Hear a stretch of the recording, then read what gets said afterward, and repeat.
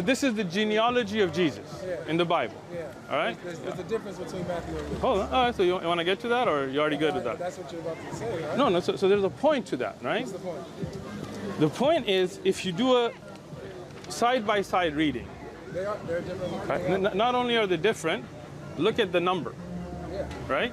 Meaning, even if the people are the same time period, they could not be that one has 43 and one has 26. Unless one of them picked out certain ones that he focused on. Excellent.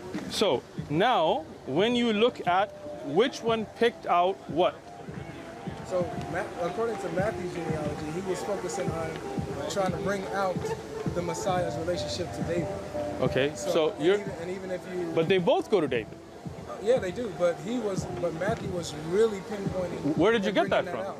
It's not in the text? Well, it is in the text. Okay, show me. Actually, show me. I'm actually trying to tell you something. Okay.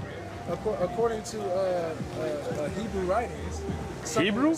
Yeah, Hebrew writings. This is in Greek. Well, we're talking about Jews. And we're talking about, he says 14, 14, 14. According to...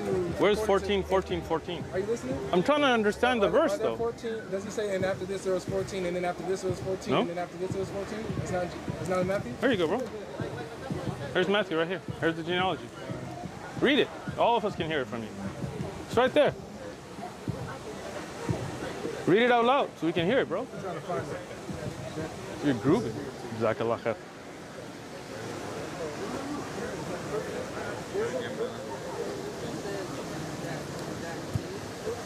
Let everybody hear you, bro. Read it out loud. I'm trying to find the specific All right, one. go for it. Have some patience, my brother. I got patience for you anytime. Good.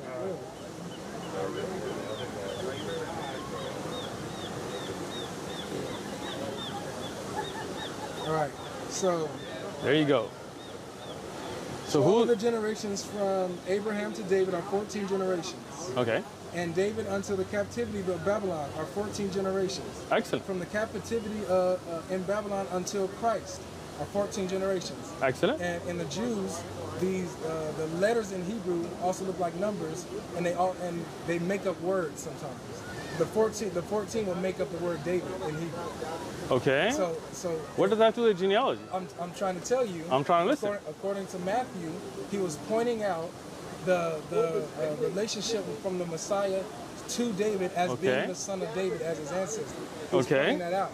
And so in his narrative, he picked out certain certain names in the genealogy to fit that greatly got that picture. Okay, so what you're saying is that they're both the same genealogy. Matthew just picked. I said they're different. They are different genealogies. They lead up to the same. They end up going to the same ends, but they are different. Let me finish what I'm saying, and then you can correct me. Okay? You're saying that he looked at the same genealogy, but he chose certain people out to make the number 14. That's what you're saying. Yes. You're sure? Yes. Okay. According to what you're saying, then, that would mean that all the names here should be in the other genealogy because he's choosing them out. Not necessarily. Okay, so let me ask, maybe I'm not understanding. Okay, you're saying that he wanted to make the number 14. Can I finish? Can I finish what I'm... No, you misunderstand. Okay, go ahead. I promise I'll let you go. All right. But what I told you from the beginning, all right, these are different genealogies.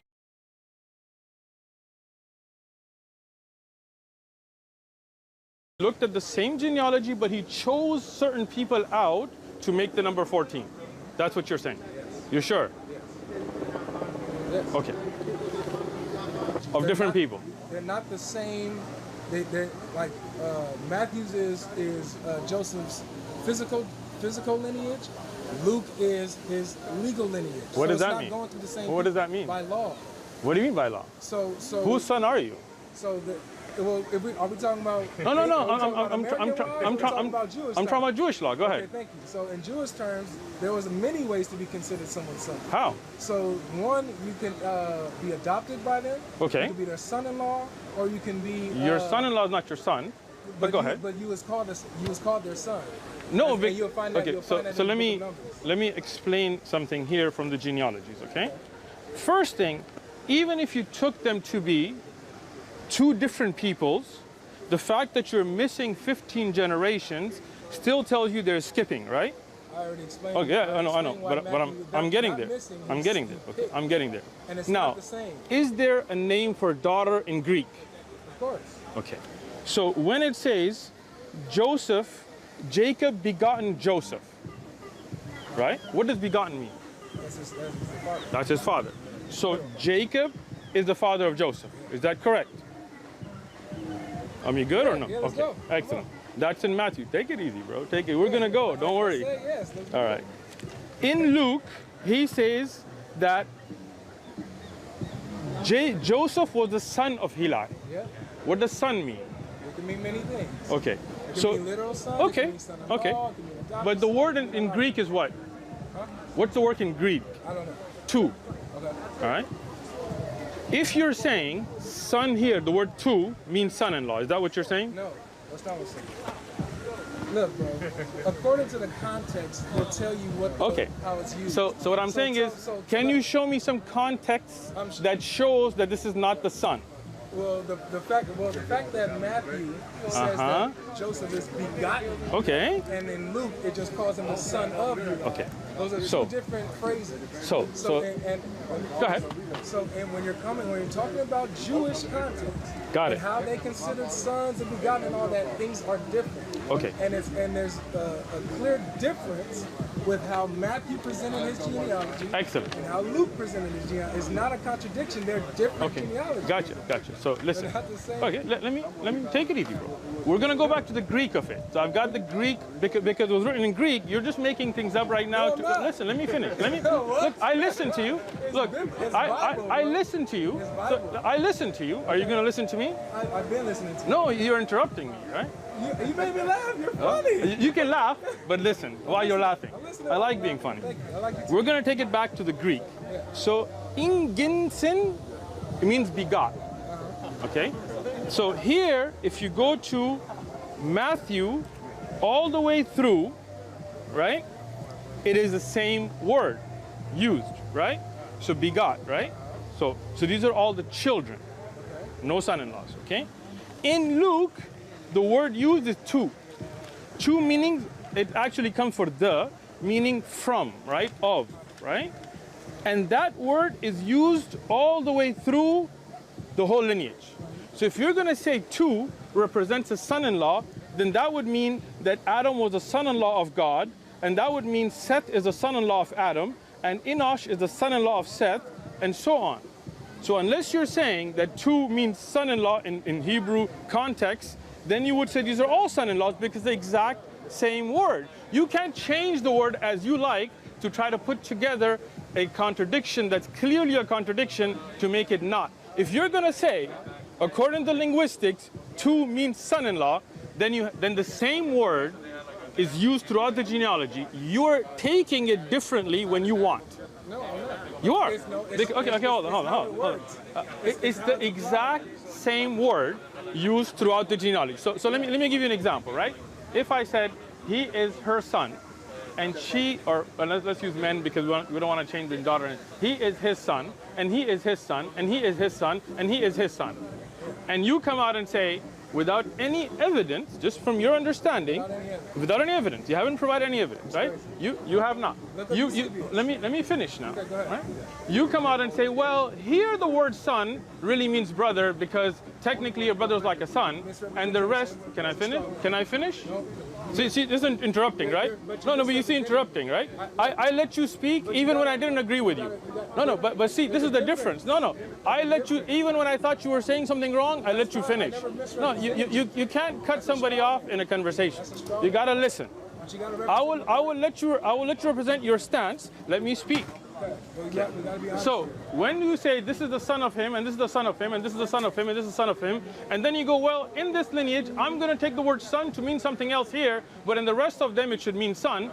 You have chosen to misuse a word to try to put together a contradiction. Go ahead. So, no, that's not true.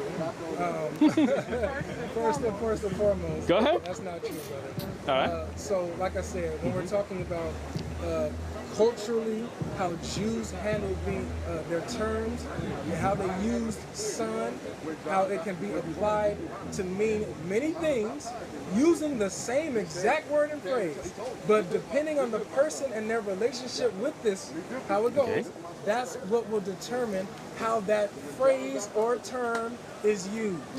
So in Luke's genealogy, the term specifically going to Joseph, when it says the son of Eli, it is according to his legal relationship with Eli. But where is the difference between that word's usage? Show me. No. Again, can you give me evidence that Eli was the father of Mary? So what I can point you to, yes, is did you hear my question? I did, and when I'm answering you, I can point you to Eusebius, the Christian historian, who actually gives a background of this, and but he's a confirmed liar in his books. He's a confirmed liar. No, he's not. That's fine. Scholarly opinion is not textual evidence. I would ask you to bring me scriptural evidence that Eli was the father-in-law of Joseph. There is no scriptural context on Eli. However, we do have historical support for it. Now, I can show you how the term is used when it comes to a legal relationship, and I can show you why that would be reasonable when it comes to looking at this genealogy. Does that make sense? No. Let me explain why.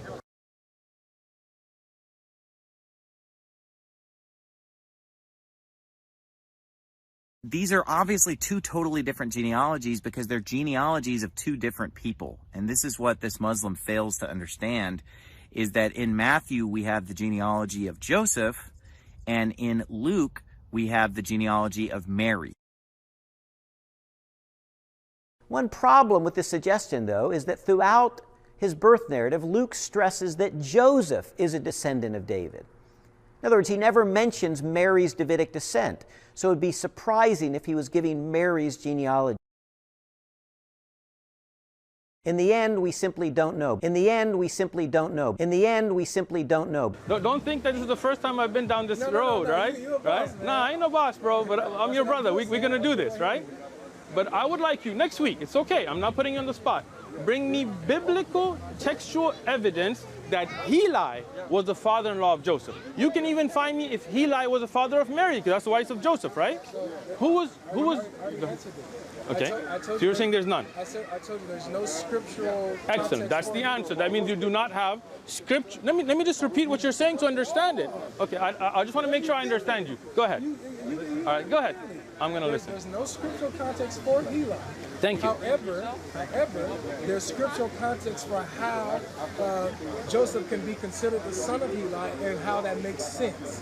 So, son-in-law, son-in-law. Yeah. So, but according to biblical language, it's called son of. The problem is you are using that, but in the same passage, when the same word is repeatedly used, you're not using it for son-in-law. You're using it. It's dependent on the person. That's what I'm telling you. Excellent. But you have no evidence that Joseph was the son-in-law of Eli. We have historical evidence. Excellent. Can you? I'll look it up.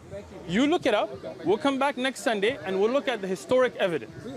Not an opinion of a scholar. Beautiful. We good? Gotcha. All right. We ain't done yet. We're just getting started, bro. We're just getting started. I hope you packed a lunch.